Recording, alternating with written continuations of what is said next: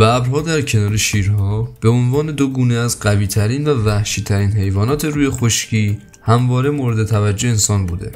این دو گربه زیبا و بی‌نهایت قوی البته در کنار شباهت‌ها اختلافات زیادی هم دارند. به نظر شما مهمترین تفاوت بین آن دو چیست؟ ببر حیوانی وحشی با بدنی عضلانی است که از دندانهای بسیار قدرتمندی برخوردار است.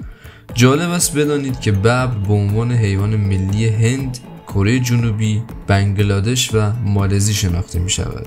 ببرها با پوست خز نارنجی مایل به قهوه‌ای که نوارهای عمودی تیره روی آن قرار دارند شناخته می شوند. ببرها در دو رنگ طلایی و سفید یافت می شوند.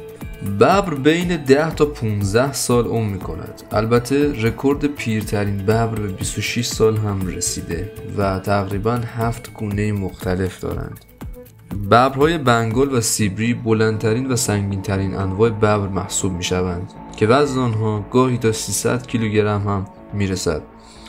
این گربه‌سان به طور معمول پستانداران متوسط و بزرگ را شکار می کند و در رأس زنجیره غذایی قرار می گیرد، به این معنی که هیچ جانوری نمی تواند او را شکار کرده و بخورد. ببرها شناگران بسیار ماهری هستند و گاهی می توانند تا 30 کیلومتر هم بدون هیچ مشکلی شنا کنند. از طرف دیگر بدن عضلانی به آنها قدرت فوق‌العاده‌ای می بخشد. سرعت پایین در مقایسه با سایر گربه‌سان‌ها می تواند تنها نقطه ضعف ببر باشد. این حیوان قدرتمند در بهترین حالت می تواند با سرعت 48 تا 64 کیلومتر در ساعت بدود. شیر به عنوان نماد قدرت و سلطنت هم شناخته می شود.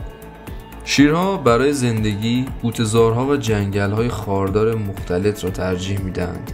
دمای محل زندگی آنها در تابستان نباید بیش از 45 درجه باشد و در زمستان هم کمتر از 5 درجه را تحمل نمی کنند. به طور معمول یک شیر در طبیعت بین 10 تا 14 سال عمر می کند که پیرترین شیر در تاریخ تا 29 سال هم به ثبت رسیده است. جالب است بدانید که غرش یک شیر از 8 کیلومتری به گوش می رسد. شیرها در 6 گونه مختلف یافت می شوند. بد نیست بدانید که شیرها از تنبلترین حیوانات روی خشکی هم به حساب می آیند، زیرا روزی 16 تا 20 ساعت می خوابند. بیشترین جمعیت این گربه‌سان در هند یافت می شود که به نظر می رسد 2400 شیر در آنجا ساکن هستند. شیر نر روی گردن خود یالهای بسیار برجسته‌ای دارد که به عنوان یکی از شاخصه‌های اصلی این حیوان شناخته می شود. از طرف دیگر شیر ماده پوست هموارتری دارد و رنگ آن بیشتر به سفیدی می زند. شیرها دوندگان سریعی هستند و سرعت آنها در هنگام دویدن گاه به 72 تا 80 کیلومتر بر ساعت می رسد. این گربه‌سان شناگر خوبی نیست و این مورد را می توان بزرگترین نقطه ضعف شیر به شمار آورد. البته قدرت ضربه آنها هم در مقایسه با گربه‌های مانند ببر کمتر است. اکنون به صورت اجمالی این دو گربه زیبا و قدرتمند را معرفی کردیم. نوبت موضوع اصلی مقاله یعنی بررسی تفاوت آن دو است. ببرها معمولاً بزرگتر و سنگینتر از شیرها هستند. جالب است بدانید که یک ببر نر می تواند تا 250 کیلوگرم وزن داشته باشد.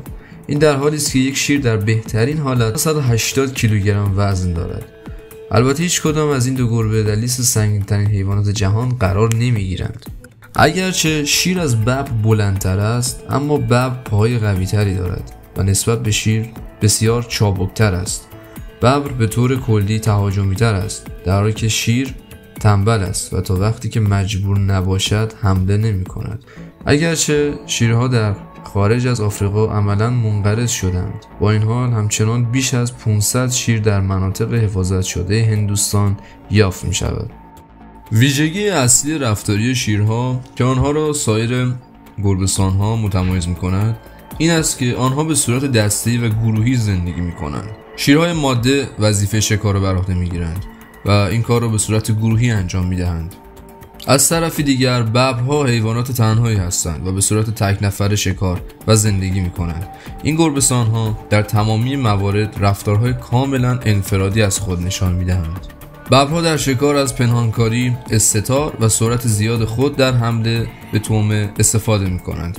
علاوه بر این، ببرها در مقایسه با گربه‌های دیگر شناگران بسیار خوبی هستند و می توانند برای غافلگیری در رودخانه‌ها شیرجه بزنند و در نتیجه طعمه خود را در آب شکار کنند. اگرچه در نبرد تن به تن ببر قطعا شیر را شکست خواهد داد، اما شیرها معمولا گروهی مبارزه می کنند. بنابراین یک گله شیر قطعا شانس بیشتری نسبت به یک ببر تنها خواهند داشت. خیلی ممنونم که تا اینجا ویدیو همراه ما بودید.